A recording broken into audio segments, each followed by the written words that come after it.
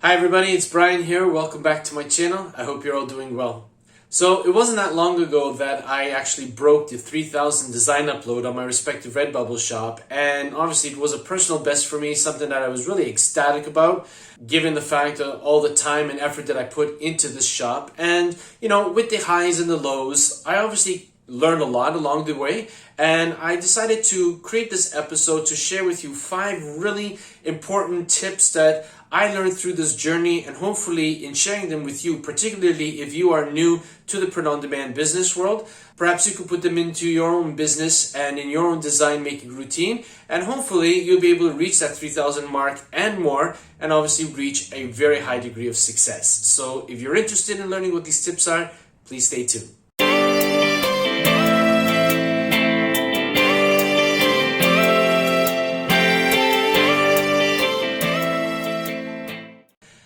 Now, before we continue with today's episode, the fact that you're here means that you are interested in all things pertaining to print on demand. And for that, I want to thank you wholeheartedly for taking the time out of your busy day to sit down and watch this particular episode. If you're a returning subscriber, thank you so much for being part of my community. I really appreciate you. If you're new to this channel and you've just discovered this episode, welcome. Please don't forget to hit the subscribe button, click that bell notification icon so that you'll be informed each and every time that I upload a new video to my channel. I upload new videos every Wednesday and Saturday, and the scope of this channel is to help you take your print-on-demand business to a new level and hopefully land more sales for your business. Now, with that said, let's hop over to my computer so that I can share with you the 5 tips that I learned throughout my print-on-demand journey to 3,000 designs. Okay, so welcome to my computer, and as we can see here, the first point up on my screen is it is important to try and upload as many designs as you can per day. If there's one thing that I learned from the start of opening up my first RedBubble shop to today, present day, is that the more consistent I was with respect to uploading designs, I found, at least personally, the more exposure my designs were getting from RedBubble and the more sales that I was making. When there were times during a particular month where, either I didn't feel like creating any designs, or maybe, personal matters overtook my, my time and ate up my time so that I couldn't sit at my computer and design as much as I wanted to, I found that my designs, or rather the sales of those, dipped somewhat. So if there's a takeaway from that, is that clearly you want to try and be consistent with the number of designs that you put up on a daily basis. Now, many of you may or may not be aware, on RedBubble, you're allowed to upload up to 60 designs per day. Now, 60 designs per day might seem to be quite overwhelming for some, and I have to be honest, there have been occasions where it was overwhelming for me too as well.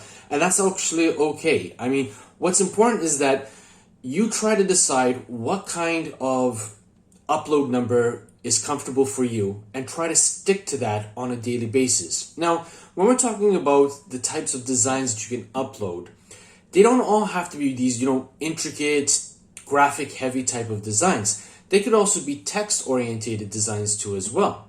And if you think about choosing a particular niche, let's say for example the dog niche, and in truth it's really not that difficult to come up with 60 designs for the day.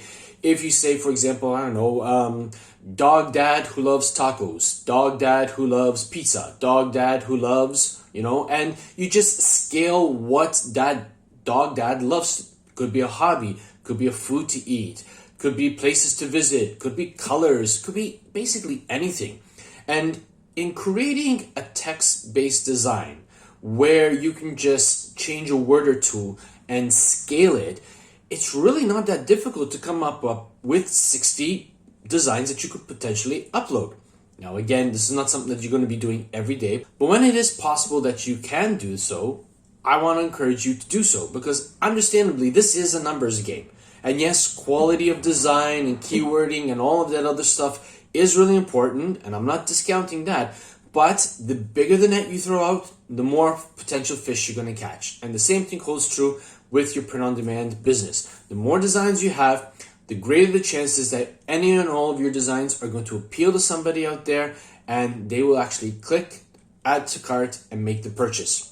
Okay, so it's really important that you try and come up with as many designs as you possibly can on a daily basis. And the number that you choose to upload, try to be consistent to it every day. The algorithm will also see you uploading whatever number you feel comfortable with on a regular basis. It may not catch it right at the beginning, but over time, if you're a person who say, I don't know, maybe you're comfortable with uploading 5 designs a day, and you do that, week 1, week 2, week 3, after 3 weeks, 5 designs a day, look how many designs you're going to be uploading. So just think about it. 5 uploads a day, and let's say you don't do anything on a Sunday. Well, you've got 30 designs times 3 weeks. That's already 90 designs that you'll be uploading.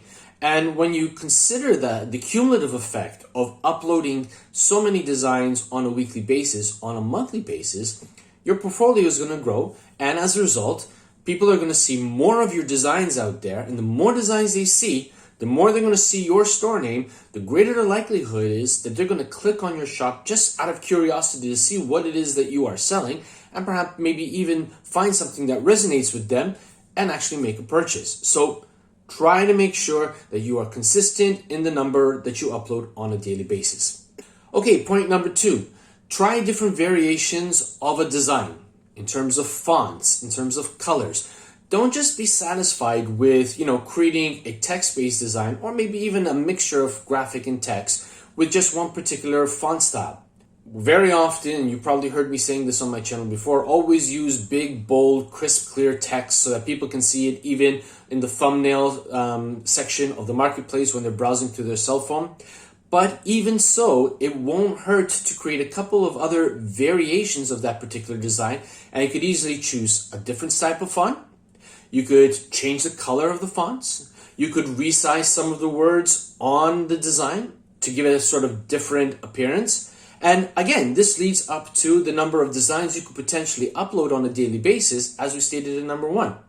So again, just trying to come up with variations is going to increase your appeal to different tastes, different people out there who appreciate different styles of designs. Maybe some people like the thin type fonts on their shirts. Maybe others like the thick and heavy type fonts. Perhaps maybe somebody really goes for yellow colored font or bright neon colors.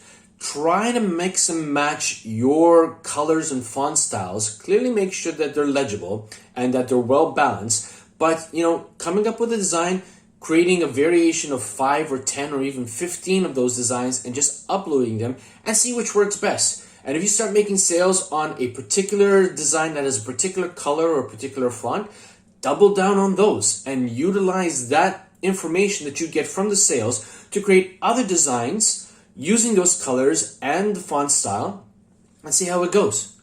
Variation is the key. You want to multiply the amount of designs that you put up on your shop so you can grow exponentially and really appeal to a wide demographic of people all over the world. Tip number 3, something that I learned over, 3,000 plus designs on my shop, is that tags, description, and title are fundamentally important. Guys, you cannot skip out on these things. This information that you are feeding into RedBubble is also utilized by search engines like Google. Now, just to give you a little bit of some statistics here. Over the month of January, RedBubble had approximately 29 million visitors to the website. And they ranked something around 13th for the arts and entertainment category, which is great. But Google is exponentially larger than any and all of these print-on-demand platforms that we sell on. So when you are actually keying in a keyword-rich title, a keyword-rich description, and obviously utilizing and replicating some of those keywords from the title and the description into your tags, that is all food for Google to consume in terms of to whom it is going to show your designs to, how it is going to rank your designs. You cannot just be content with trying to hope you're going to get exposure from these print-on-demand sites, that people are going to just, discover your shop one day and actually bookmark it and start purchasing only from you. It would be nice, but it's not really feasible and it's really not that plausible. Instead, you want to make sure that, your designs are showing up on the print-on-demand platforms. But you also want to make sure that Google is also being your friend in terms of showing your designs on the search engine to direct traffic to your respective shop on whichever print-on-demand platform that you use, so that you're gaining more traffic, more exposure, and potentially more sales. So it's really important, just to recap, because it's a real important point. I think it's probably the most important point out of all 5 that I'm going to be discussing today.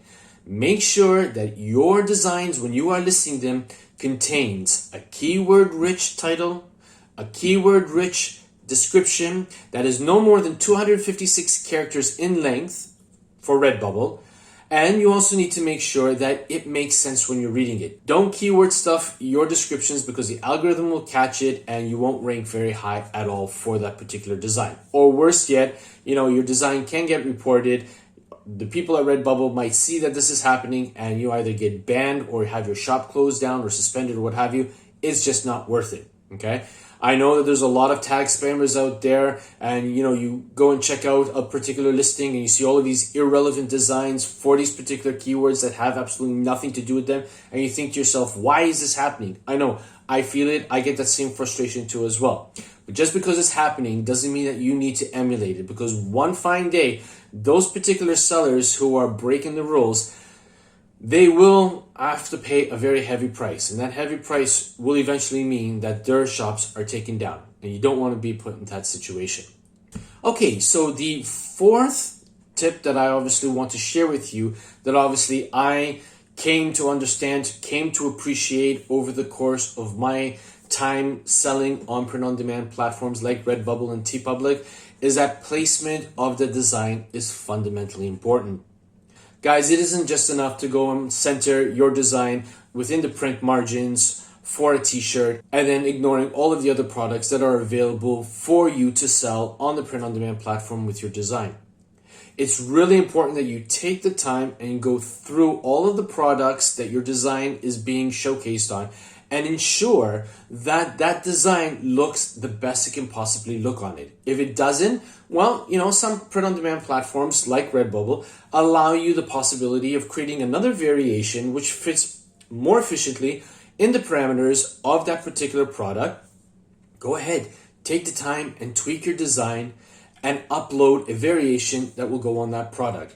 In truth, what I normally do is obviously I create a template design for my t-shirts, I create one for the mugs, I create one for the postcards, and I also create one for the clocks. And I have some episodes which I'll put links to in the description box below, which show you how I go about creating those templates and what I do for those products to make sure that my design looks the best it can possibly look on all of those designs.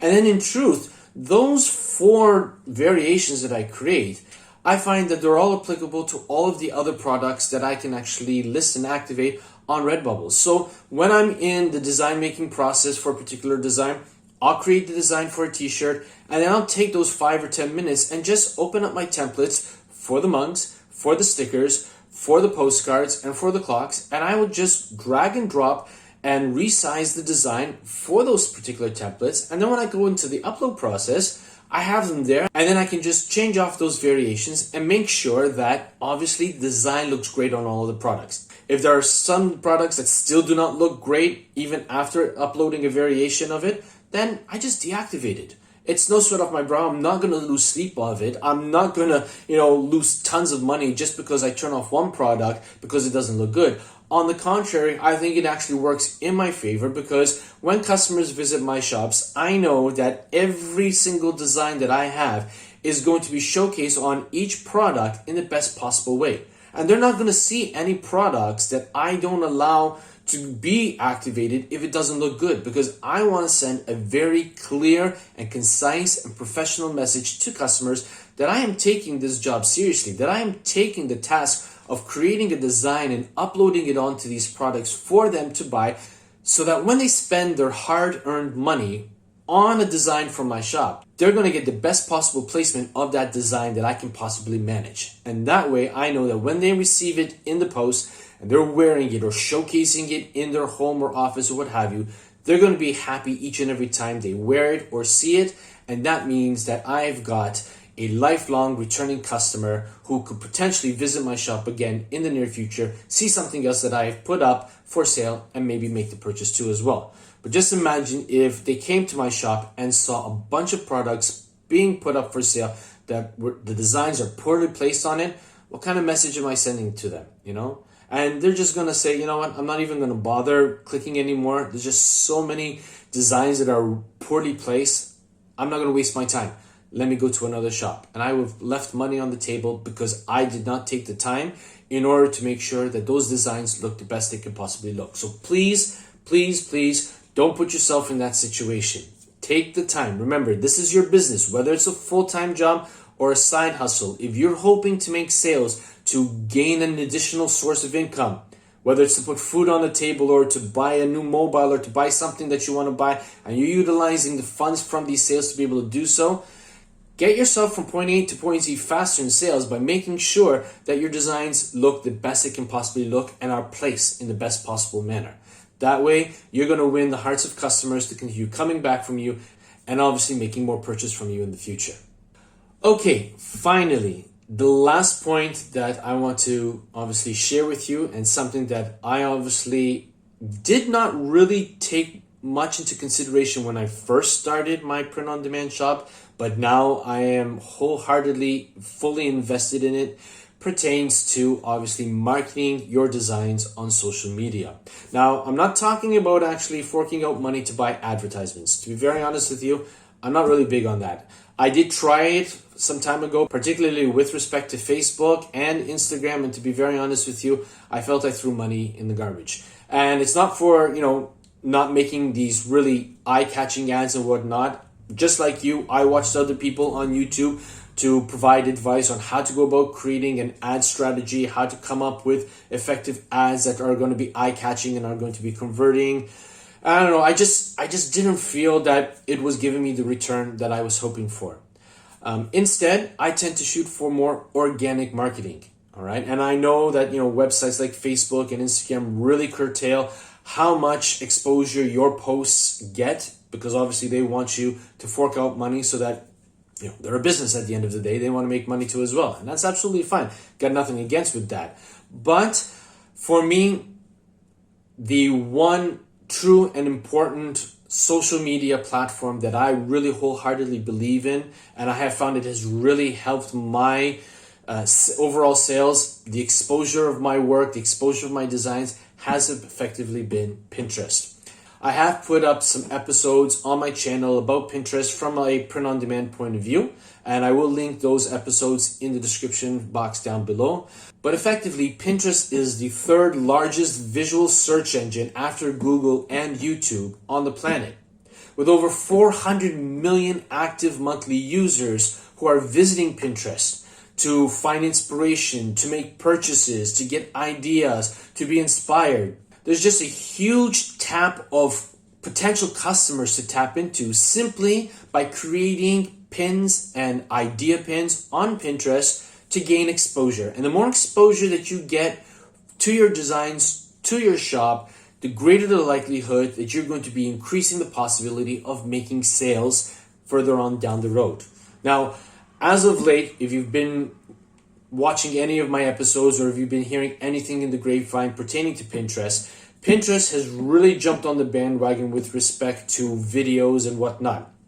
They are really favoring what they call idea pins. And this is basically to compete against Instagram Reels and TikTok videos or whatnot, because given the fact that a lot of people are really enjoying consuming video style content, well, idea pins are really being put into the limelight with respect to Pinterest. The algorithm is really favoring idea pins. And in truth, it's really not that surprising to know that, after putting up an idea pin on one particular day, the following day you'll get like 300, 500, 700, even up to 1,000 impressions within a 24-hour period, where I've actually put some pins, static pins, and maybe I'd be lucky if I got 5, 10, or maybe even 15 impressions over a 24-hour period. I mean, maybe the largest one that I got for a particular static pin that I put up a few months ago was around 256 within a 24-hour period. And now recently I've been actually jumping onto the bandwagon for idea pins, And each of my idea pins has really flourished and really blown up in terms of exposure. And then obviously from that exposure increases the potential for people clicking on it, seeing the idea pin, and then actually getting to know about my shop, because at the end of the idea pin, Pinterest will put information pertaining to your Pinterest account that people can actually visit, see some of the boards that I have, and then obviously use the clickable link in my Pinterest profile to visit my shop and hopefully come over, see something that they like, and make the purchase. So, truth, when you are actually working on your social media marketing, it's really important that one, you don't go for the jugular by coming out and being very salesy. You know, there's a lot of pins, there's a lot of posts on Facebook and on Instagram where you just see the product with the design and you hope that people are going to see it and click on it and come and purchase it. There's just so much of that out there. And because of the fact that there is a lot of it out there, unless somebody is really specifically looking for a particular niche to buy something for, more often than not, people are actually going to just scroll by those kinds of posts. And yeah, you might get a few likes, you might get a few clicks on it, and those are all, vanity metrics. What you want is you want to get people to actually come to your shop and actually make the purchase. And the best way of marketing your designs, in my opinion, is by educating or entertaining a potential customer. So when you are creating your idea pin, and again, I will leave a link to a video that I created showing how I go about creating one style of idea pin. There's tons of ways of doing them. But effectively, what you want to make sure that you do is that you either take the person who's seeing your idea pin on a journey. And, to a certain extent, you can even do this with respect to Instagram carousels and even Instagram Reels too as well. It's not the first time that I've repurposed a Pinterest idea pin for Instagram. So you're effectively working once and you're utilizing it and repurposing it for different platforms. You're keeping the people longer on the platform, which the algorithms absolutely love. You're entertaining or educating the potential customer. And at the end of the particular idea pin, then you can actually make some mention of the designs that obviously they've seen or the design that was showcased in the idea pin. But you're not going across and saying, here, this is my design on this shirt, this is my design on a mug, this is my design on a clock. Okay, click on here and come and buy. It's not going to work. People are smarter than that, and they know that you're in it for one thing, to separate their money from their wallet. But if you actually entertain or educate and you take your customers through a journey, through the idea pin, through the Instagram carousel, once it's been repurposed, then people are going to appreciate the effort that you put into it. And the fact that you would have mentioned the design towards the end of the carousel or at the end of the idea pin, it'll be an afterthought for them to say, oh yeah, you know what, I hadn't considered that. I thought I saw that design in there, or I actually like the design that was showcased in there. Let me look into it a little bit more. Create some really educational or entertaining posts to put up on whatever social media platform you prefer to work on, and then allow the time for that particular post, for that particular idea pin to start being spread out. The process of osmosis, the algorithm will actually get it out there. People will start seeing it. And if you're posting consistently on these social media platforms, the algorithm is going to really favor you and get your posts out there in front of the eyes of more people, particularly if you're keeping the people there longer on their platform. And it just might be those particular social media posts that will be the catalyst to bringing more traffic to your shop and actually making more sales. So I hope you enjoyed this particular episode and you got a lot of insight from this particular episode. And I really want to invite you to take these tips and really incorporate them into your own business. It's not something that's going to happen overnight. It does take time. As you've always heard me say, this particular business model is more of a marathon than a sprint. But if you're consistent, if you're dedicated, if you keep at it, and you take the highs and the lows at face value, and you just continue plugging on, there's no reason in my mind why you can't enjoy a certain degree of success for yourself and your business too. But for today, that's all I've got. And as always, be safe, be well, be creative. Bye for now.